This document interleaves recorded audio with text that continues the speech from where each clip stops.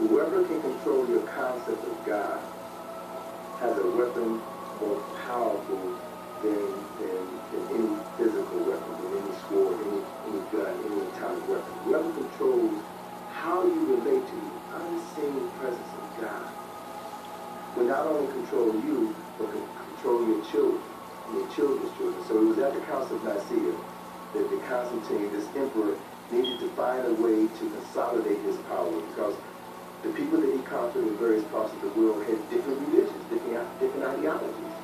And it was at Nicaea where he brought together these theologians, these scholars, if you will, to hammer out one uniform theology that everyone would follow.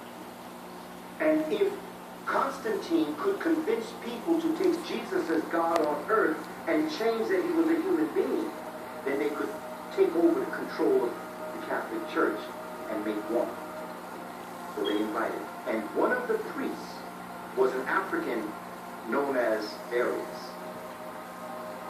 Bishop Arius. There's a book called Black She Died for Jesus by Mark Twain, which is story of Arius. Arius now gets word that Constantine knows Arius is coming to dispute this. Because he's saying, how are you going to tell people this? Nobody's going to believe that story. That Immaculate Conception, come on. Now that's written on the walls of Egypt. That's a mythology. That's an analogy. You're not supposed to believe that story. That's a nice story to live by. And each and every one of us has Jesus within us, and every birth is an Immaculate Conception. But there was no one boy born as the Son of God, the free. Come on, you can't. Constantine said, look, come on, man.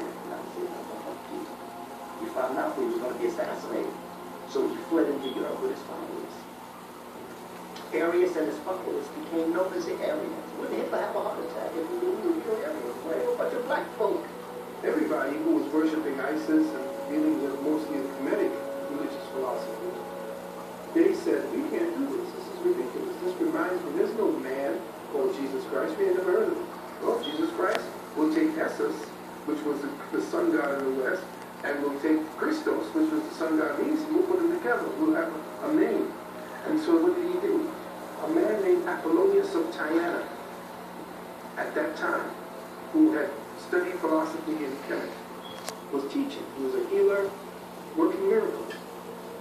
He was a hero at that time. So he became the template for Jesus Christ. The first slave ship, the first ship that was used to bring Africans from the continent and transport them across the Americas was known as the good ship Jesus.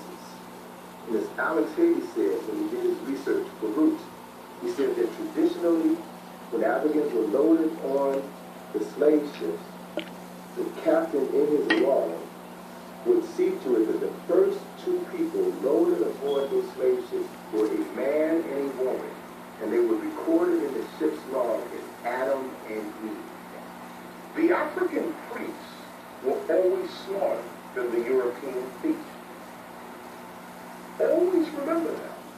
The thief is never smarter than the one he or she is taking from. The one he or she is taking from is a superior being. That's why you're stealing. This is the whole point to why you're taking. Because what we got, you ain't got.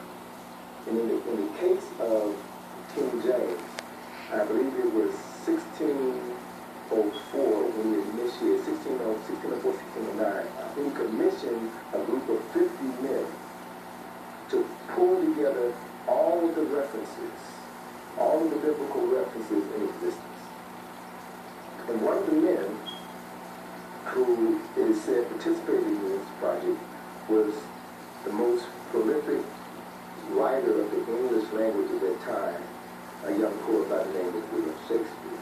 And William Shakespeare did work on that project, but as with many religious works that were commissioned during that era, none of the authors were allowed to put their signatures on their works. So artists, being the creative people that they are, found creative ways of putting their signatures. Psalms 46, verse 3 and Psalms 46, verse 9. 46 word from the beginning of Psalms 46 is the word shake. The 46 word from the end of Psalms 46, 9 is the word spear. Shakespeare's name.